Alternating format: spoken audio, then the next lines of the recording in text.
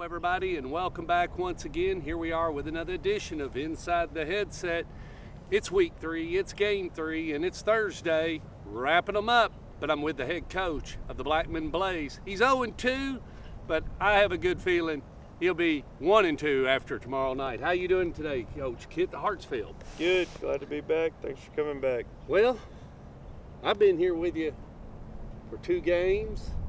And that's all you played, and I broadcasted both of them and came up a little short Friday night against Ravenwood. But, man, I thought Blackman grew up a whole lot, especially in the defensive category. You're humming really good in defense right now. Talk a little bit about that. Is a big positive right now. Yeah, it was a heavyweight game again, and they have a really explosive offense, and they got us on the first play, and after that we were settled in and was able to just keep battling, and we were down 13-0, I think, and then we was able to put a drive together before half and ended up having to settle for a field goal. I think it was 10-0, 13-0, I don't even remember. But yeah, they're comfortable playing hard, executing for the most part, but still some plays we'd like to have back on defense. We felt like we could do a little bit better. But there's definitely some promise there in what they can do based on the competition they faced so far.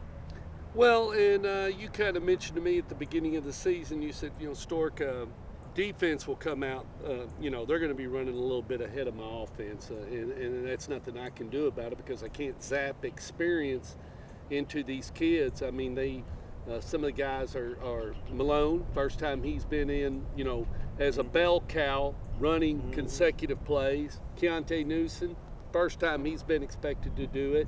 I mean, Connor Murphy and some of those guys, Connor's been around, Connor knows what to do, but, talk a little bit about that. Those guys are getting used to, running a Friday night set and 130 plays with cognitive brain movement as well as physical. Yeah, we returned Drew, Bodie Boyce, and Josh Meany on offense, and that's 2 O-linemen and a quarterback, and that's it.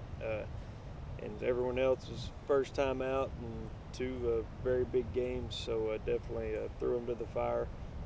Grew up in those games, learned a lot. Got starting to kind of figure out, our strengths as far as running the ball, and now we're focused on finishing the next phase of it and just keep growing weekly and get better at passing the football.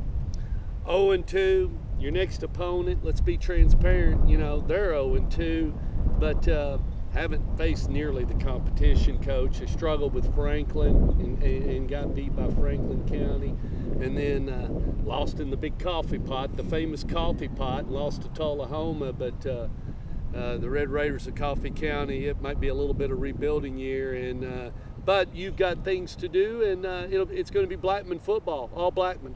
Yeah, it's like I told the kids in the beginning of the week, start knowing too that everything we've wanted to accomplish is still way out in front of us. Everything's right there for the taking, and we just got to focus on Blackman and make people beat Blackman instead of Blackman hurting themselves. And we feel like if we can clean it up and play a good clean game and get better and execute tomorrow night,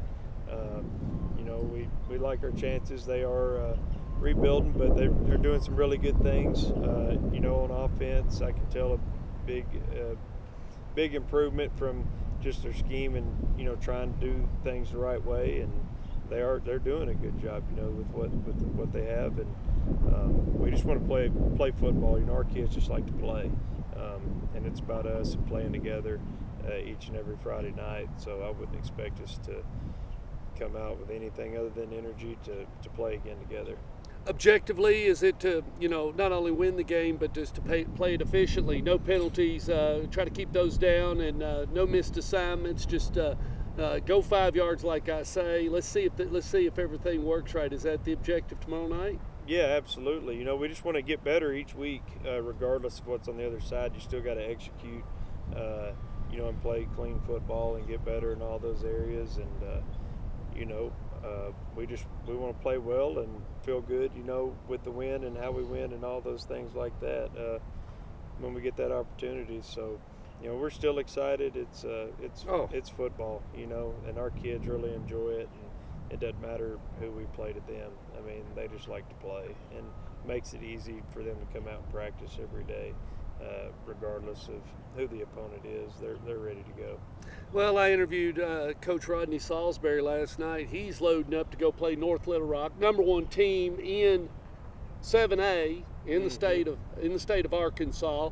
And then he's got Brentwood Academy on the schedule on a road game. So Coach Kitt, I mean, you're not alone in the swimming pool trying to play tough competition and get your schedule in that way, because later on we get to the back half and start that new season. It's one and you're done. We will send you home and you'll put your helmet up, Coach. Yeah, despite falling short, our first time in a big tight moment's not going to be in the playoffs. We've had every opportunity to lay down in the last 2 games and let them get out of hand, and in the last one we really battled back and just ran out of time. So just being able to handle those moments and pressure moments, and the kids know that they've been there before, just being used to it, and then just being able to finish the deal, because you never know how they're going to react in those situations till they're in it, and you don't want the first time for that to be in the second or third round. Thank you, faculty, staff, administration, everybody. We appreciate you at Stork Vision letting us come over and do those first 2 games. Good luck tomorrow night. Everybody gather up tomorrow night as Blackman will be on the road. That kickoff's at 7 o'clock at Coffee County. Y'all be there.